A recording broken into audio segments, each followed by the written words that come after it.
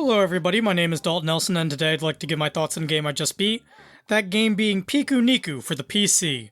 PiKUNiKU is a 2D platformer developed by Sectordub and published by Devolver Digital. I think it was late last year when I first heard about PiKUNiKU. I found out about the game through the official Devolver Digital Twitter, which was immensely pushing the game at the time. And I do mean immensely. I could practically feel the excitement of whoever runs the Twitter account through their posts.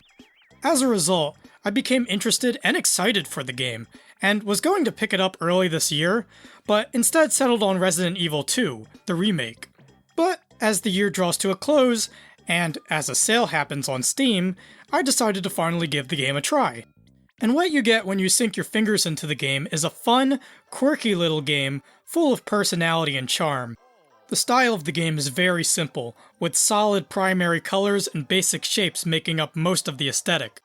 This makes the world of PiKUNiKU very quaint, and gives certain areas a very distinct look. Accompanying the visuals is a soundtrack equally as colorful and offbeat. The tracks here have a little bit of an odd quality about them, as they're mostly spacious, can skip a few beats here and there, and have these instrumentals that sound like they come off of an early Caro Caro Bonito album. Personally, I love the music here. It fits PiKUNiKU's playful atmosphere really well, which can also be said about the characters within the game. A lot of these characters are very lax, yet snappy. They're not overly energetic, but they have a good amount of personality put behind them, so that they always entertain when it comes to a dialogue segment within the game.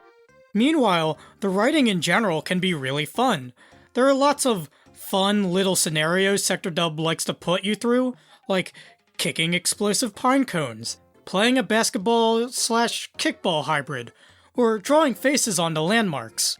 The only thing I didn't like about the writing was how the moral center of the story was handled. The entire story of the game is about a really modern subject, of rich businesses taking advantage of common people by giving them convenience at the price of necessities. At first, Sectordub introduces this very subtly, letting the player pick up on the themes at play. Unfortunately, once the game reaches its final moments, any presence of subtlety or subtext gets thrown out of the window. The main antagonists of the game just spill the guts of the story out when they think the player character isn't there with them, but I think the worst moment of the entire game is when an ally character goes through this enlightening moment, very similar to the math confused lady meme, and once they're done they just spill out all of the antagonist's plans, like the player couldn't figure it out for themselves. And I can see from a mile away and from around the corner somebody rebuking this point with, "Well, this point was made for kids in mind, and kids wouldn't understand these complex subjects, so of course the developers need to spell everything out to the player." To which I respond with, "No they don't, you're underestimating children. Children will generally understand the theme of this game through the consequences the common people have to go through due to the business's actions. They don't need somebody to hold their hand through it as if they're dumb, and their tiny brain can't possibly comprehend that bad people do bad things to good people to benefit themselves. It's disrespectful to children, and it's disrespectful to adults." Not that I think Sectordub wrote the story the way they did because of that mindset. Rather, it seems to be because they didn't give themselves enough time to flesh out their point, or their game in that matter. PiKUNiKU takes about 3 hours to beat, so it's a really short game. But that isn't a negative attribute within itself. What makes it negative in the context of PiKUNiKU is that the game never really felt like it delivered upon the scope that the beginning parts of the game set up. For example, the main action that differentiates Piku is its noodle-like legs that it can use to kick and grapple. These actions within themselves are fine, but it never feels like Sectordub explores their concept wholeheartedly, making these actions seem underutilized.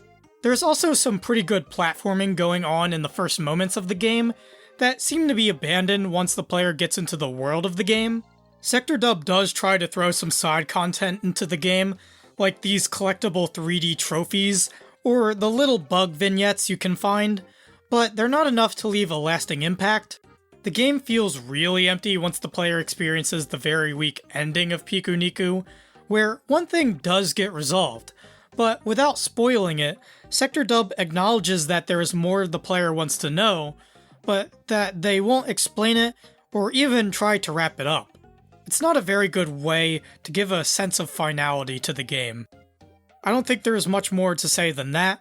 PiKUNiKU is fun overall and worth playing, but it does leave a lot to be desired in its wake, so I'm going to give it a final score of a 6 out of 10. Hopefully Sectordub makes more games with this very fun and colorful approach, because they have the delivery of charm and personality down, but I would like to have a much more fuller experience, with a more well-delivered story moral. That concludes my review of PiKUNiKU. If you like my reviews, you can like, comment, or subscribe. I also have social media links down in the description below, as well as a link to my online portfolio where you can see video game design works that I have done. And with that out of the way, please make sure to have a nice day.